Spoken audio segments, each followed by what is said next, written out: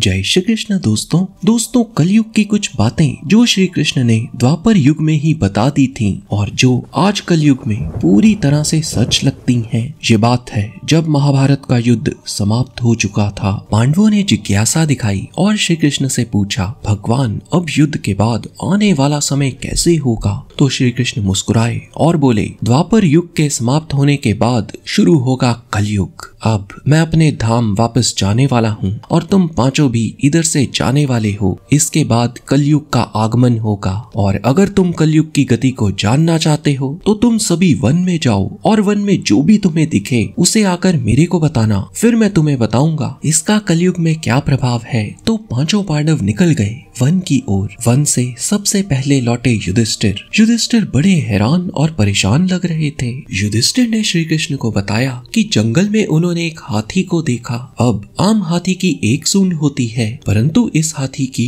दो सूंड थी। युधिष्ठिर इस हाथी को देखकर कुछ समझ नहीं पाए और डर से गए। फिर बारी आई अर्जुन की। अर्जुन ने श्री कृष्ण को बताया कि उन्होंने जंगल में देखा कि एक पक्षी है जो बड़ा ही सुंदर और सुनहरा है, जिसके पंखों में संस्कृत में वेदों के मंत्र लिखे हैं। परंतु ये क्या, ये पक्षी तो मुर्दे का मांस खा रहा है। ये देख अर्जुन बड़े परेशान हुए। अब बारी आई नकुल की। तो नकुल ने श्री कृष्ण को बताया कि उन्होंने देखा कि एक बड़ी सी चट्टान एक पहाड़ से गिरी जा रही है और वो अपने साथ कई बड़े बड़े वृक्ष भी लेकर जा रही है। बड़े से बड़ा पेड़ भी उससे एक चट्टान को रोक नहीं पा रहा। चट्टान सभी पेड़ों को अपने साथ लेकर आगे बढ़ती ही जा रही है। फिर वो चट्टान एक छोटे से पौधे से टकरा जाती है और रुक जाती है। नकुल हैरानी से बोला और पूछने लगा, भला ऐसे कैसे संभव है? जिस चट्टान को बड़े से बड़ा पेड़ नहीं रोक सका उसे भला एक छोटा सा पौधा कैसे रोक लेता है? अब सहदेव कहते हैं, मैंने देखा 5 कुओं के बीचों बीच एक गहरा कुआं है। आसपास के 4 कुएं तो भरे हैं और जो बीच का 5वां कुआं है वो एकदम खाली है। भला ये कैसे संभव है?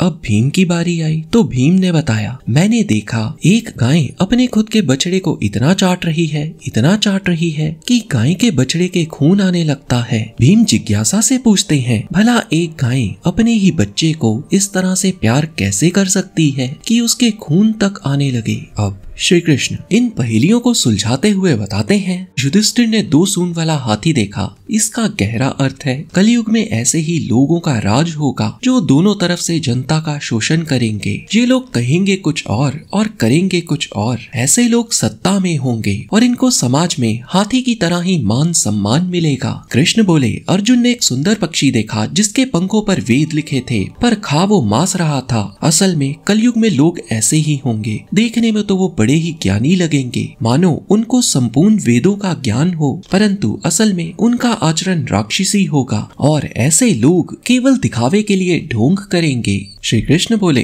नकुल ने चट्टान देखी जो रुक नहीं रही थी पर एक छोटे से पौधे ने उसे रोक दिया। इसका अर्थ है कलयुग में इंसान के दिमाग को सभी कुछ ले डूबेगा और इसी कारण मनुष्य के जीवन का पतन हो जाएगा। मनुष्य के इस पतन को बड़े से बड़ा धन भी रोक नहीं पाएगा, किंतु हरि नाम जपने से मनुष्य का पतन रुक जाएगा और कलयुग में हरि नाम ही मोक्ष तक लेकर जाएगा। श्री कृष्ण बोले, सहदेव ने 5 कुएं देखे। आसपास के कुएं तो भरे थे परंतु बीच का कुआं खाली था। इसका गहरा अर्थ है कलयुग में ऐसे ही लोग होंगे। लोगों का पड़ोसी भूखा मर रहा होगा और धनवान पड़ोसी उसे बचाने की कोशिश तक नहीं करेगा। कलयुग में धनवान लोग भूखे और गरीबों को बचाएंगे नहीं। लोगों के अपने सगे कुएं की तरह सूख जाएंगे परंतु उनके सगे धन होते हुए भी धन निकालेंगे नहीं। श्री कृष्ण बोले, भीम ने देखी गाय जो अपने बच्चे को इतना चाट रही थी कि बच्चे के खून आने लगा। इसका गहरा अर्थ है कि कलयुग में माता पिता अपने बच्चों से इतना अधिक प्रेम करेंगे